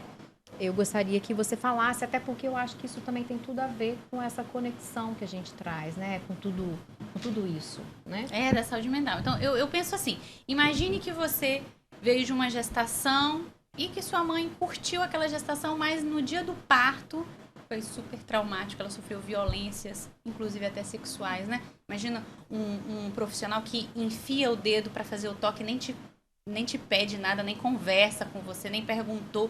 Então, aí na hora de fazer força, fizeram o cristelé, cortaram o períneo dessa mulher, costurou, ela não conseguia sentar, ela não conseguia nada, e ela tem um bebê para cuidar. E aquele bebê machuca o seio dela, e ela tá perdida, ela tá insegura, ela tá cheia de dor, ela tá cheia de trauma. Muitas mulheres têm crises de ansiedade depois de passar por violências. E ela não sabe se comunicar, porque quando ela fala assim, com alguém, nossa, eu tô me sentindo triste. Por que? Seu bebê tá vivo, você tá viva, não tem por que tá triste? Olha lá, hein? A vizinha que perdeu o bebê, aquilo que é triste. Então. E aí essa mulher se sente ainda mais culpada. E aquela relação com aquele bebê, como é que fica? Aquela relação com aquele bebê. Então, muitas mulheres que têm depressão pós-parto, advindas de partos muito violentos, podem, tá, gente? Não é que toda mulher que tem depressão pós-parto vai rejeitar o bebê, mas há chances dela rejeitar esse bebê. Então, esse bebê chora muito, alguém fala, seu bebê tá chorando. Não, deixa, daqui a pouco eu vou. E vai se afastando dessa dupla. E a nossa relação com quem cria a gente, com quem cuida da gente, pode afetar a nossa vida adulta. Claro, gente, que nós somos metamorfoses ambulantes, nada é impossível de mudar. Nós podemos ser resilientes e refazer a nossa vida e ressignificar tudo isso, inclusive compreender aquele momento. Quantas mulheres fazem o curso de doula e falam, nossa, Laís, eu e minha mãe, tem anos, às vezes, quando eu converso com a minha mãe, a gente sempre teve uma relação estranha, mas agora eu entendi. Ela sempre me fala assim, quando ela só me teve porque ela não quis ter outro filho, porque, né, ela sofreu muito no meu parto, e ela sempre falava que foi horrível o dia que eu nasci, agora eu tô entendendo tudo isso que ela passou, eu vou conversar pra ela e vou... porque, às vezes, a culpa até o bebê, né? Sim. Mas, enfim, a questão é essa. Por isso que a gente precisa ampliar esse debate sobre a saúde mental, porque as mulheres no pós-parto, elas precisam desse auxílio. A maioria vai precisar. Você imagina que 80% das mulheres têm algum tipo de melancolia pós-parto. E desses 70%, 50% podem desenvolver depressão pós-parto. Depressão pós-parto é um negócio complexo. E elas são invisibilizadas, ninguém enxerga aquilo, tudo é assim mesmo, ela é reclamona, ela não aceita ajuda de ninguém, ela tem que ser grata, e imagina, para ela é muito difícil, para uma recém-mãe pode ser muito difícil. Laís, mas a minha vizinha tirou de letra, minha mãe... Tudo bem, um monte de gente tira um monte de letra de muita coisa, né? Eu perdi um bebê, eu também achei que eu ia tirar de letra, mas não tirei, mesmo trabalhando com isso, eu também tive depressão. E eu fiz terapia 4 anos, entendeu? Pra eu sair daquele fundo do poço que eu me encontrei. Por quê? Porque a gente é diferente, estamos em situações diferentes. Às vezes, aquela notícia chegou pra gente num momento difícil da nossa vida, a gente não sabe como é que a gente vai reagir. Então, não deixe de buscar ajuda. Peça ajuda de pessoas que possam te ouvir e te compreender. Porque às vezes a gente pede ajuda pra... Eu falo assim, às vezes a gente tá no fundo do poço, a gente pede ajuda pra pessoas que vão abrir o ralo e você desce mais. Peça ajuda para quem vai ser mola. Você sair desse fundo do poço, sabe? Então, pedir ajuda para a pessoa certa. É isso. Muito obrigada. Adorei, gente. Eu Muito amei. bom. A gente fica aqui só, né? Ficaria aqui horas e horas te ouvindo. Só ouvindo mesmo, Aham. literalmente, eu não consigo falar nada. Com certeza, mas com certeza essas duas maravilhosas irão voltar, tá, gente? Com certeza em novembro a gente descomplica novamente. Doutora Francesca, eu quero saber, e quem está lá nos assistindo também, em relação à questão da violência obstétrica, né? Vamos pincelar um pouquinho em relação à questão do conceito, quais são as orientações que você daria, inclusive, né? A doutora falou em um ponto aí em relação à questão dos médicos que fazem, né, alguns tipos de manobras sem evidência científica e tudo mais. Claro, a gente não está aqui para criticar, a gente está aqui só para conversar e acalorar o debate mesmo, né? Exatamente, esclarecer. Então, assim, a minha pergunta, as duas, né, que eu quero fazer, é o conceito de violência obstétrica, né, e o que os médicos, porque tem muito médico novo aí se formando e também eles não sabem que está cometendo violência obstétrica, né? Então, quais seriam aí essas informações aí maravilhosas que a doutora possa dar aqui para esclarecer para quem está lá nos assistindo? A verdade é essa, o intuito sempre é esclarecer, né? Porque a falta de conhecimento sobre o assunto, ela abrange não só a classe médica, como também nós operadores do direito, né? Então, quando você judicializa, existe muito desconhecimento. O judiciário acaba falando, nossa, eu não sabia, e os médicos também não, né?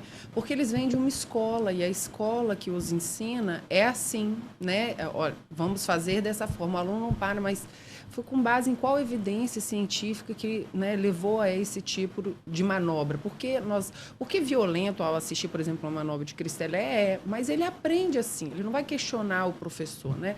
Então, o que seria violência obstétrica? Ela pode acontecer a partir do momento da concepção e juridicamente falando, que eu sei que a gente teve essa conversa inicial do puerpério, o que seria, né, esse atendimento, mas quando a gente judicializa é 45 dias após. Se acontece qualquer coisa, no 46º dia eu não consigo configurar como violência obstétrica mais, né? Mas violência obstétrica é toda aquela assistência à mulher durante esse período e que não é baseada em evidência científica. Pura e simplesmente assim. Por quê?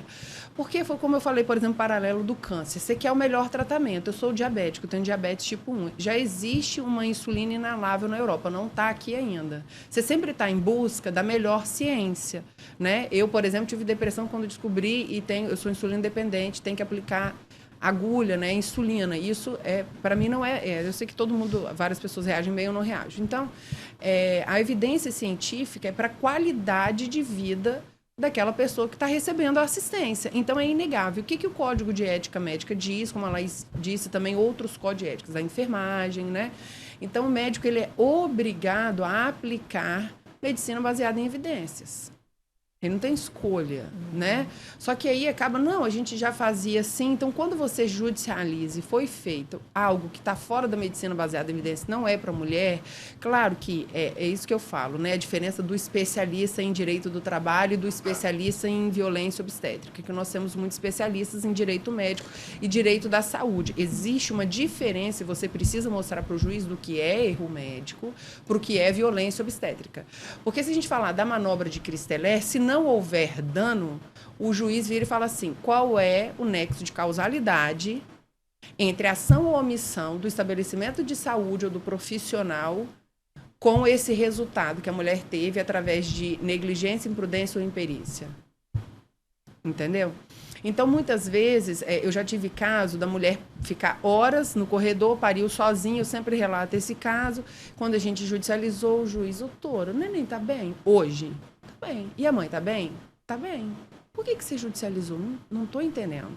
Só que dentro do prontuário médico, o enfermeiro colocou que ela ficou sozinha e pariu sozinha no estabelecimento de saúde. Ela falou, eu tive meu filho na raça sem nenhuma analgesia, porque ela quis. Porque a mulher tem direito. Por direito, dor é diferente de sofrimento. E o que o Código de Ética fala, né? E a RDC 36 também. A mulher tem um direito de escolha. Os estabelecimentos têm que fornecer métodos não farmacológicos de alívio à dor. É obrigatório durante assistência ao parto e nascimento. Não é opcional. E se é obrigatório, essa mulher que ficou lá mais de 14 horas sozinha numa maca, que pariu sozinha, ela não... Só para não esquecer, em relação ao acompanhante. Depois a doutora só pincela nesse assunto. Ela não tinha levado acompanhante. Ela não ficou sozinha porque o hospital restringiu, não. Ela não tinha. Entendi. Mas mesmo assim, ela deveria ter tido algum acompanhamento. A pessoa não pode entrar, ser colocada numa maca e ficar completamente sozinha. Um enfermeiro, desassistida, né? completamente.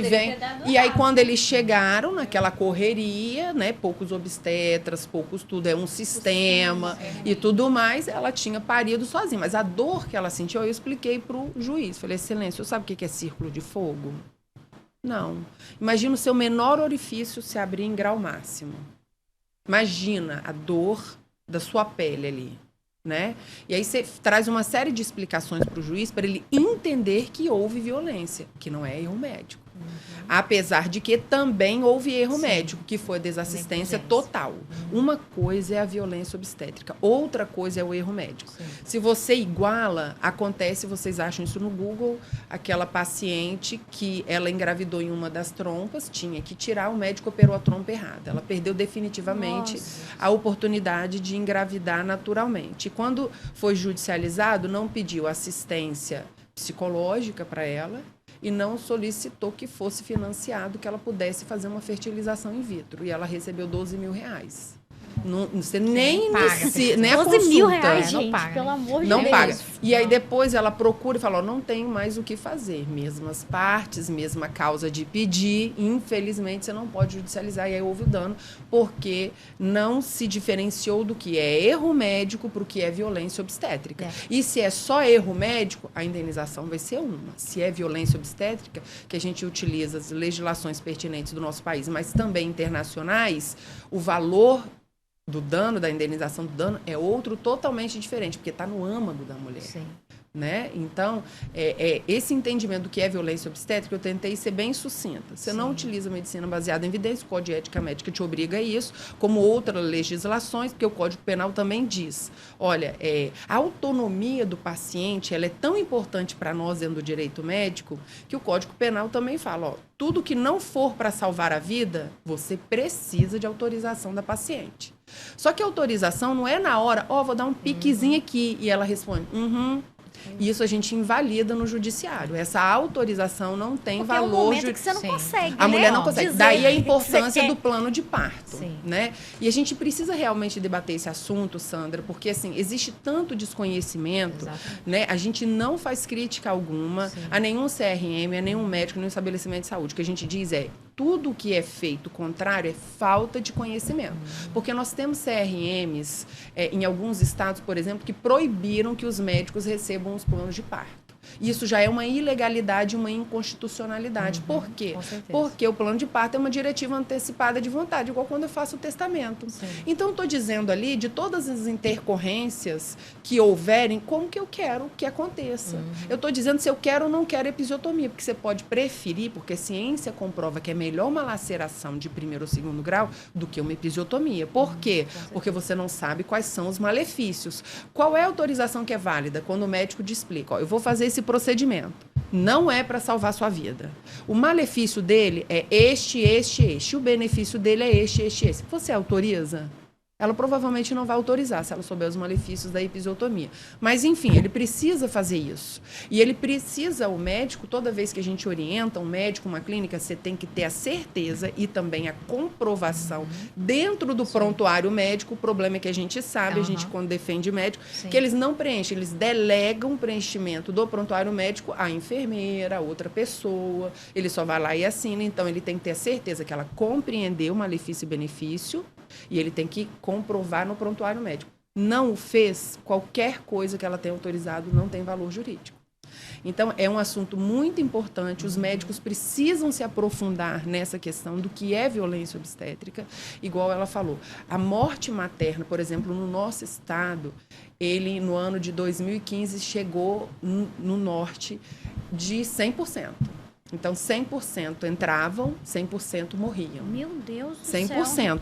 Então, assim, aí o que acontece? O Ministério Público Federal entrou com uma ação civil pública, ela está vigente, é contra o Estado, a situação melhorou, não tinha ambulância, o juiz não obrigou a colocar o SAMU, mas eles acabaram colocando, enfim.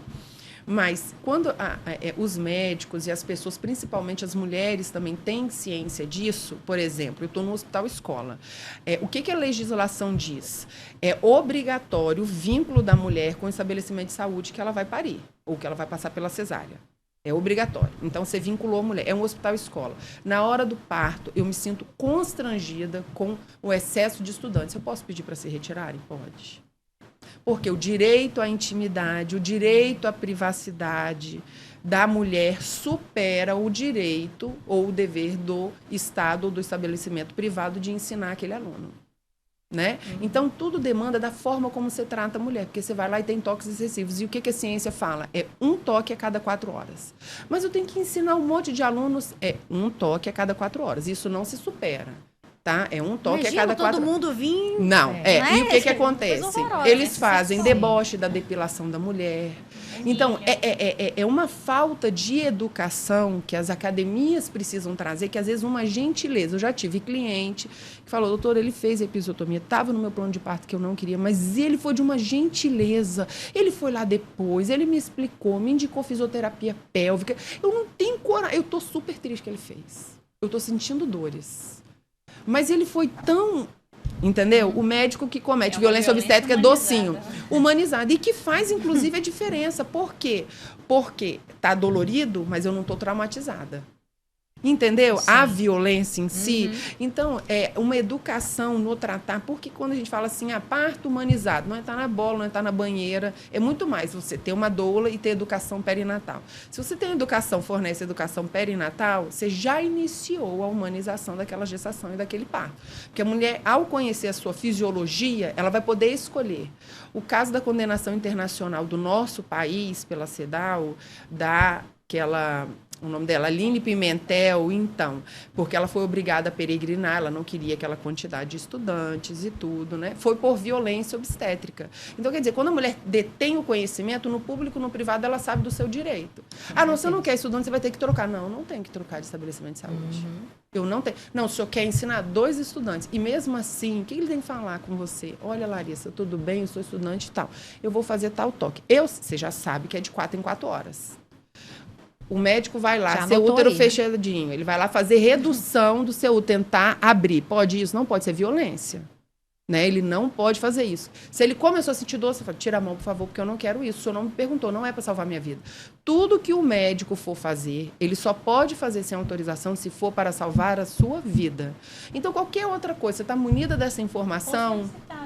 Estou com dúvida, queria saber quantos centímetros eu já estou, porque... Exatamente, pode solicitar, porque é a autonomia do paciente. Sim. Então, o que tem que ser obedecido é a autonomia do paciente. Isso é muito sério, porque violências advêm disso. Se o médico respeita a sua autonomia, e você precisa de conhecimento para isso, dificilmente você vai ter violência, não importa o que aconteça. Por exemplo, a episiotomia. Certeza. Você entendeu? Porque a ciência já comprovou que a episiotomia só causa malefícios também, né? Fran, só para acrescentar, a gente está falando muito no profissional obstetra, porque no Brasil hoje, quem é o principal profissional que assiste diretamente o parto é o profissional obstetra.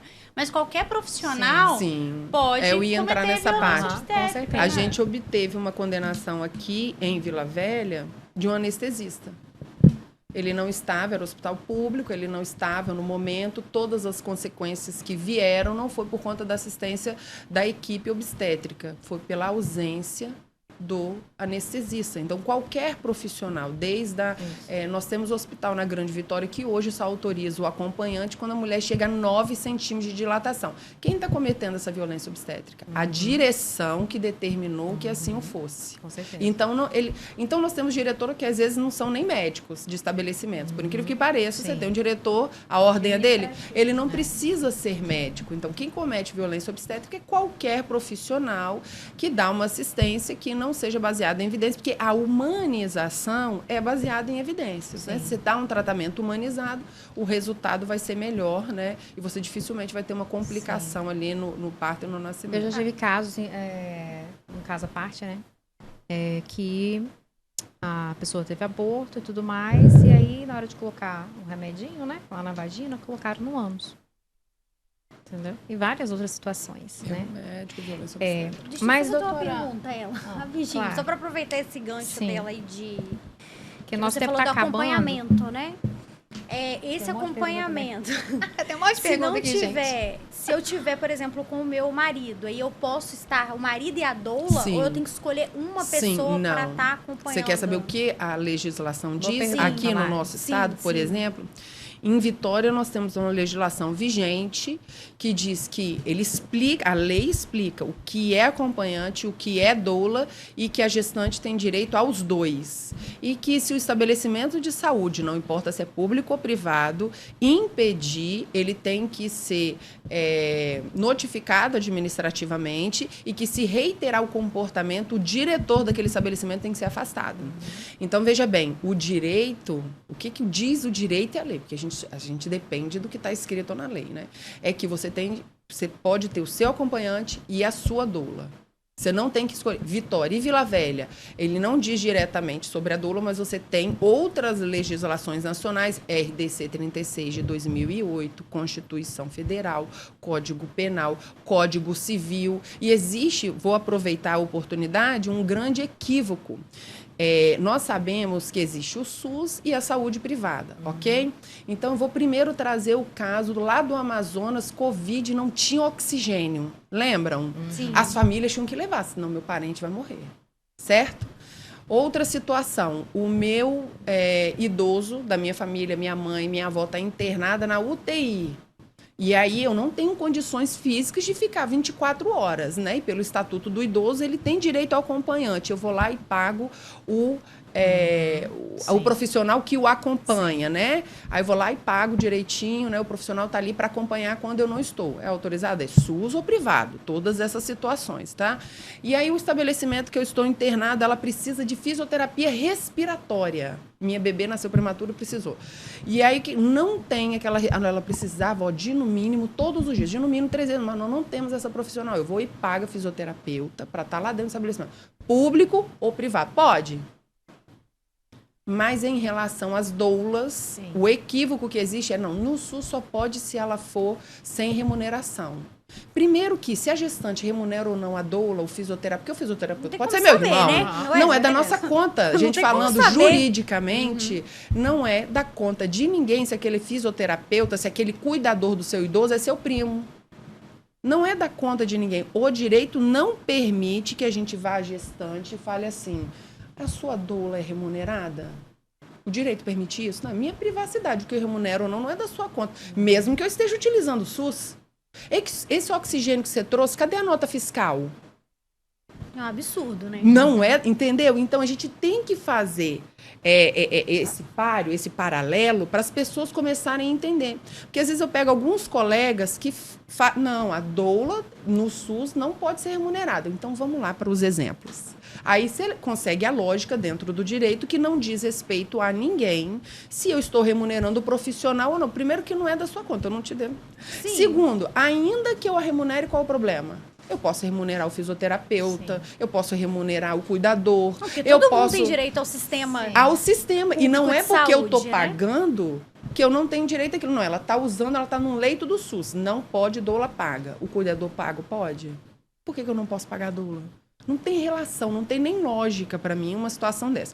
Mas a gente tem alguns CRMs se manifestando nesse sentido, de que não poderia, a doula, eu falei assim, gente, é falta de conhecimento e de informação, porque não vai ter como isso ser pacificado. Nós temos um coletivo de advogadas que atuam num país em violência obstétrica, que é o Nascer Direito, e em 2019, um CRM tentou fazer isso, a gente judicializou, o judiciário falou, meu querido, você não pode fazer isso, que isso é totalmente inconstitucional. Primeiro que é uma profissional, né, liberal, ela tem o direito de exercer a profissão dela e não te diz respeito se aquela relação, né?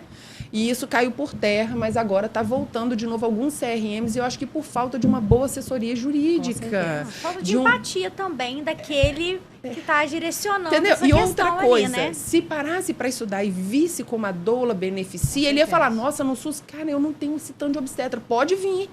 Pode vir, entendeu? Então, assim, é importante procurar as associações também, é importante ter certeza que aquela doula fez no mínimo 120 horas, tá? E para a atuação delas, para mim, é muito importante que regulamente a profissão, mas não é necessário. Entendeu? Então, veja, é necessário? Não, mas encontra-se tanta resistência que uma das desculpas era essa. Você não tem uma profissão regulamentada. E já me chegaram a dizer assim, mas como a gente vai saber até onde a doula vai? Falei, cada profissional sabe o que ele pode e o que ele não pode. A doula sabe que não pode fazer toque. A doula sabe de tudo que ela não pode fazer. E você, médico, também sabe. Eu fui questionada dentro da UFES, dentro de um laboratório, por um professor muito querido, o professor Edson, que ele falou assim, Francesca, mas a gente está lá no SUS, sabe que o melhor é o parto normal. Sabe que ela tem condições de ter um parto normal, ela não tem nada, nenhuma gravidade, mas ela vira e fala assim, eu quero a cesárea. O que a gente faz diante disso se a ciência comprova e ela pode ter o parto natural? Falei, você obedece à autonomia da paciente. Então, se ela quer a cesárea, porque também no nosso legislativo está sendo produzida uma lei para autorizar a cesárea, para dizer, ela tem... Não precisa dessa lei, tá? Toda a legislação já existente já autoriza a mulher no SUS ou no privado a dizer, eu quero cesárea.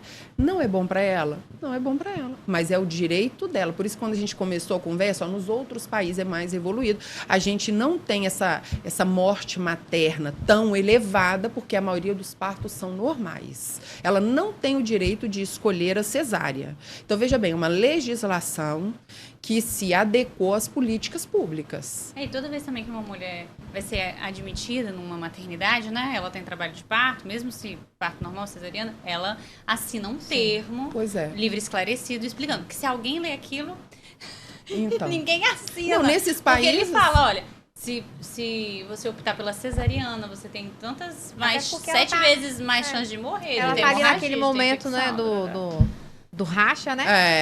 Vamos dizer, aquele momento. Aqui no Brasil. Não vai dar atenção. Eu nem sei se isso vale depois. Porque agora, veja bem. Esse documento assinado, porque ela está ali em trabalho de parto. Toda vez que eu falo sobre isso, eu falo, gente, neste assunto, no tratar na assistência à mulher durante esse período, né?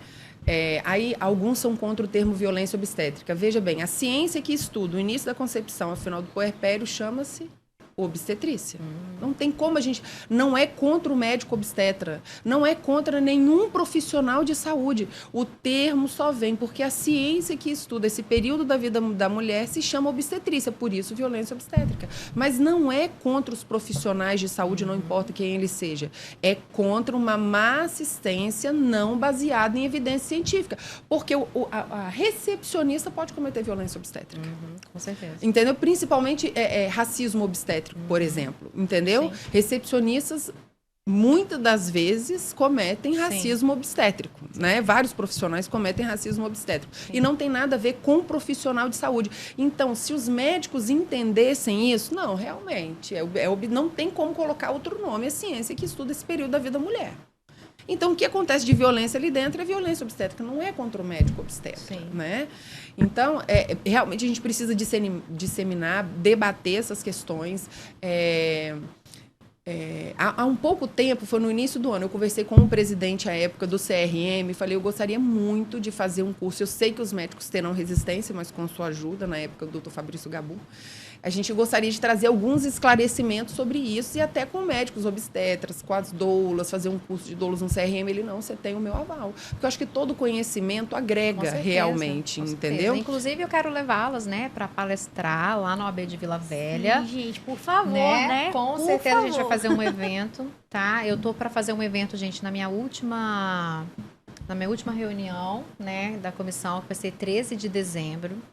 E eu quero fazer um jantar, palestra. De repente, a gente pode até combinar, porque vai ser lá no Coco Bambu, na Praia da Costa. Eu acho que também esse dia vai ser interessante, porque eu vou estar convidando também outras pessoas de outras comissões, nossos colegas, então acho que vai agregar bastante.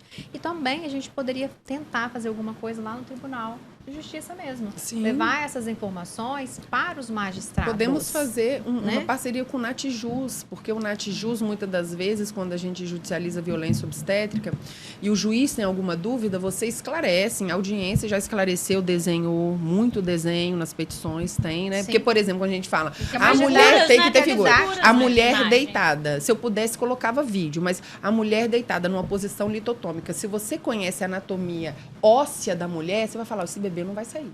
Se a mulher fica em pé de cócoras, então, o osso abre, você vai falar, o neném vai sair. Entendeu? Sim. Então, por que a posição litotômica é violência, principalmente se a mulher fala assim, eu quero andar, eu não quero ficar deitada. Obrigar a mulher a ficar deitada é violência obstétrica e contra evidências científicas.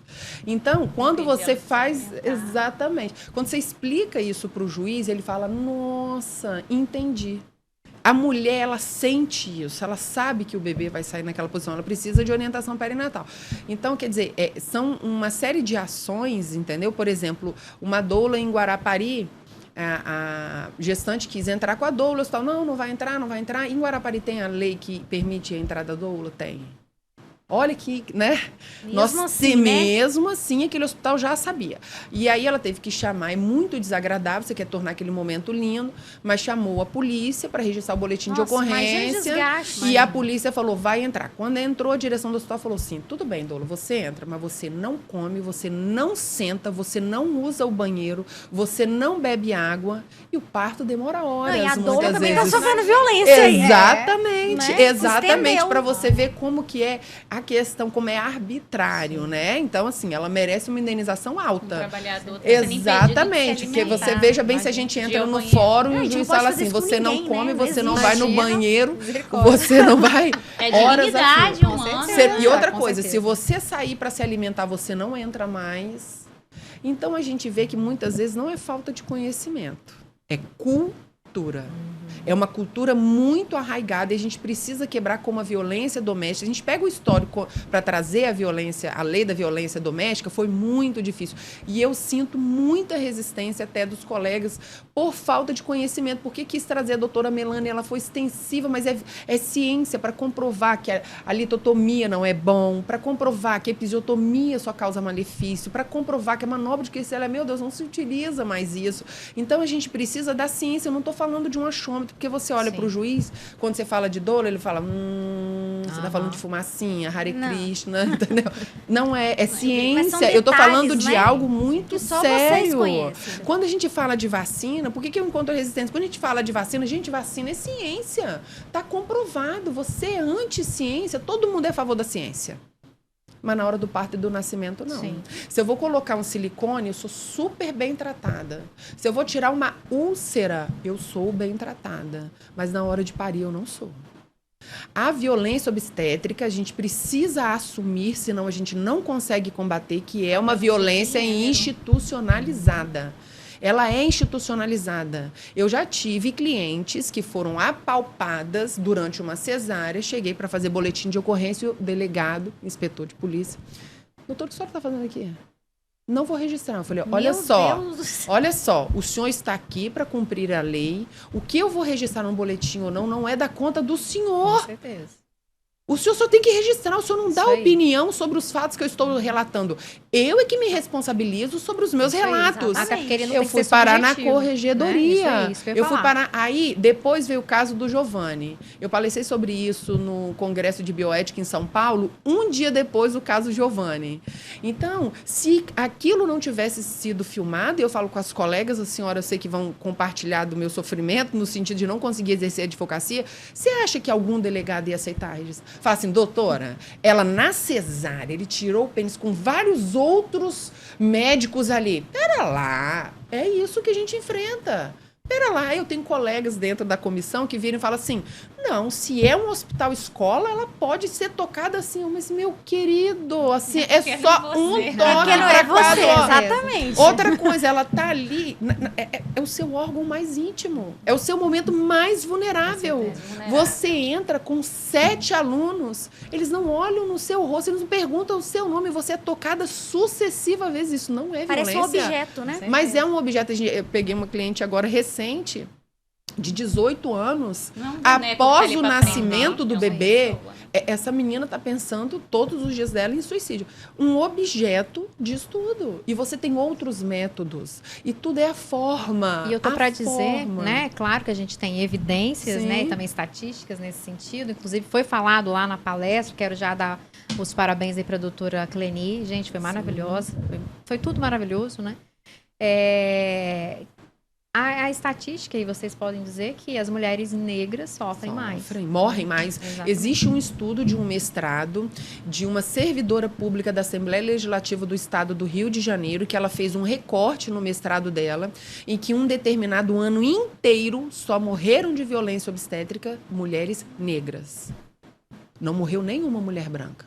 Só mulheres negras. A forma como elas são tratadas é pior do que um animal. O racismo obstétrico ele É uma muito coisa grande. grave e mulheres sistêmica. Mulheres negras têm menos acesso à UTI, negam acesso à UTI.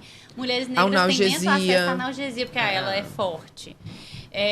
São mais humilhadas. Mulheres negras morreram mais no Covid também. Então, existe um racismo que é institucional. E que é muito agravado. Essa realidade que vocês estão trazendo pra gente aqui é uma coisa assim, tão delicada e só sabe realmente quem vive. É a vivência dessa advocacia, de você como doula, dessa assistência para a mulher ao parto, porque nós que somos assim de outra área, no meu Isso caso, está acontecendo toda hora. Sim, eu advogo em tempo direito todo. imobiliário, não tem nada a ver com essa área. Então, assim, a gente escutando isso, a gente fica perplexo, porque dentro do direito imobiliário, eu acho que a gente fala sempre com a doutora Sandra, né, que a gente tem que ter empatia, que a gente tem que ter amor ao próximo, sensibilidade, porque não são papéis, são pessoas. Isso aumenta em questões de saúde. E ainda mais no parto. E tá vendo tudo como é que é trata uma de informação que empatia. desrespeita toda a sociedade? Então você imagina uma mulher que está ali chorando e falando assim, eu não quero episiotomia, e a enfermeira do lado, faz, doutor. Porque eu já ouvi advogados falando assim, não, porque tem médico que tem mão grande. Não, a sua mão não é para estar no parto. Você não enfia a mão para tirar o bebê. Entendeu? Então, você espera um momento do expulsivo. Existem, por exemplo, instrumentos que salvam, como o vácuo extrator, o fórceps, uma hora ou outra pode ser necessária, mas é a forma de se utilizar. Agora, veja bem, cada caso é um caso, não é porque você está com pressa do neném sair. Porque, por exemplo, aí quando a mulher vai estudar os protocolos, o bebê precisa ser auscultado os batimentos cardíacos dele de 15 em 15 minutos. Aí você vai pensar, não está descendo, tem algum problema, vou usar algum instrumento, se você for treinado para isso.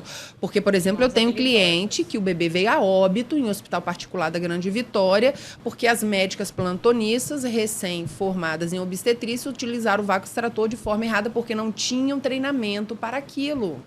Meu Deus. Então, se você não tem treinamento, um bebê saudável, uma mãe saudável, tá? Então, veja bem, aquele bebê não era para ter morrido. Não era.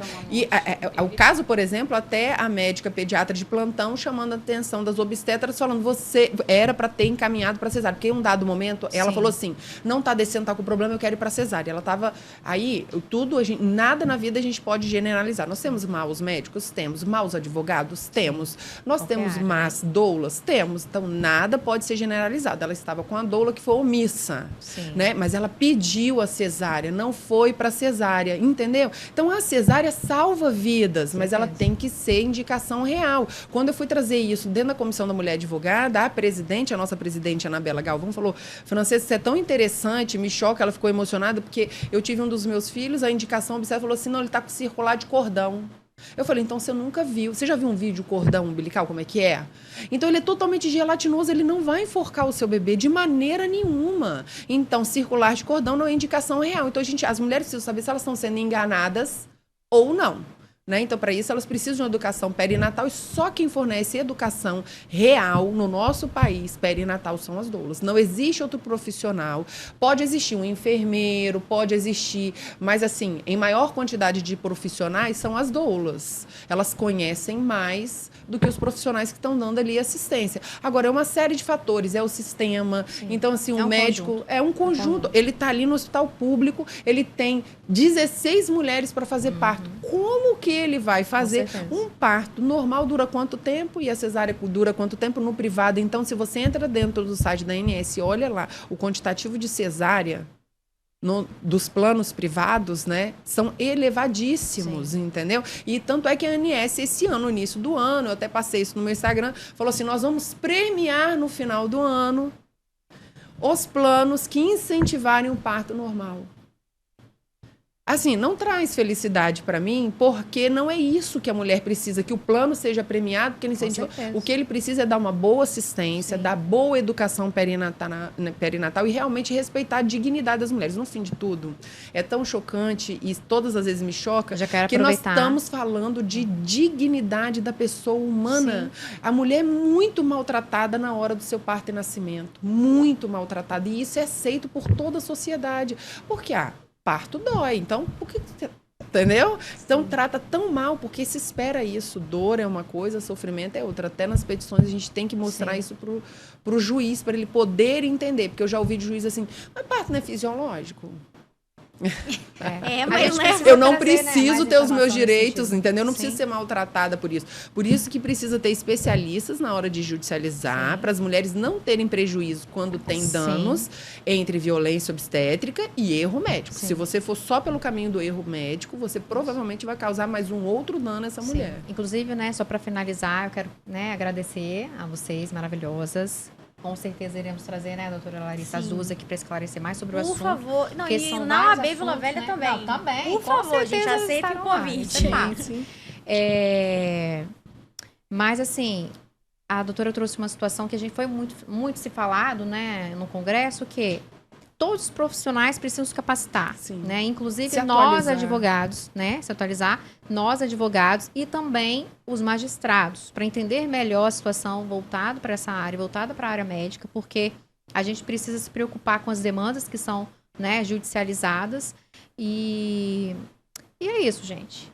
É isso. Eu quero que vocês deixem um recadinho para quem está lá nos assistindo. Um recado não, gente. Nada de recadinho. Eu quero uma mensagem maravilhosa, tá? Eu sei que vocês já passaram várias mensagens aqui, né? Outras subliminares, outras diretas, né? Mas eu gostaria que vocês deixassem uma mensagem para quem está nos assistindo, para quem está passando por esse momento, por quem já passou nesse momento. Então, vocês fiquem à vontade. A câmera e o microfone de vocês. Eu quero deixar uma mensagem aqui para as mulheres que estão pretendendo gestar ou estão gestando. A gente estuda para tanta coisa na vida. Às vezes a gente vai fazer um bolo, a gente pega 3 receitas. Estude para gestar, estude para parir. O seu filho só vai nascer uma vez na vida e você só vai parir aquele bebê uma vez na vida. Não deixe o medo te impedir de viver a melhor experiência da sua vida. Eu posso dizer que eu tive 2 experiências maravilhosas e elas me transformaram em uma pessoa muito melhor. Então, se você tiver oportunidade, tenha uma doula ao seu lado e viva a melhor fase da sua vida. Um beijo. Viu? Ai, que lindo! Amei, gente. Mergulhe, né? Mergulhe. A mensagem que eu quero deixar é assim, como a gente é muito envolvido no direito, né, para nós operadores do direito, que a gente também busque se atualizar, busque entender os direitos das mulheres, né?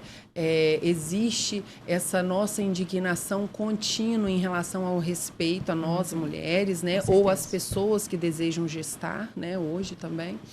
E a gente precisa respeitar os direitos humanos dessas mulheres, né? A dignidade da pessoa humana, né? A mulher precisa ser bem tratada durante a sua gestação, parto e nascimento e o seu puerpério, que é o momento mais importante, mais sublime da mulher que quer gestar, né? Então, ela precisa ser muito bem tratada e a gente precisa realmente tratar com seriedade esse tema dentro do judiciário, nos estabelecimentos de saúde, né? Com os profissionais de saúde ou não, ter olhos atentos, justamente por isso, aproveitando o Setembro Amarelo, porque essa má assistência ocasiona, né, essa depressão pós-parto e também consequências, não falei, mas vou falar bem rápido, tem um estudo me chamaram para palestrar para os estudantes de enfermagem da UFES, eles fizeram um estudo maravilhoso falando a longo prazo da consequência da mulher que sofre violência obstétrica, o que esse ser humano fruto dessa violência obstétrica vira. Então, tem menor abandono, sono de menor. O que acontece, né? Uma baixa qualidade de vida financeira, né? Então, são uma série de consequências advindos da violência obstétrica. Então, estudar, debater, conhecer só traz benefícios não só para as mulheres, mas para toda a sociedade. Porque se você quer um adulto produtivo com a sociedade no futuro, a mulher precisa receber uma assistência humanizada e respeitosa durante a sua gestação, parto e nascimento. Azul, né? Até porque metade do mundo são mulheres e a outra metade vieram delas, né? Olha, gente, maravilhoso, né? Posso dar um recado do INEPS? Claro. E você que gostou desse assunto e quer se aprofundar, quer ser uma doula e educadora perinatal, conheça o Instituto Nacional de Educação Perinatal e Saúde, porque para mudar o mundo é preciso mudar a forma de nascer. Vem mudar o mundo com a gente. Vem ser INEPS. Gente, venha mergulhar com ela. É @ineps.brasil. E doutora Francesca? É Francesca Avanza. Arrasou, gente. Então é isso. Bora compartilhar, bora descomplicar aqui com a gente e até o próximo. Gratidão.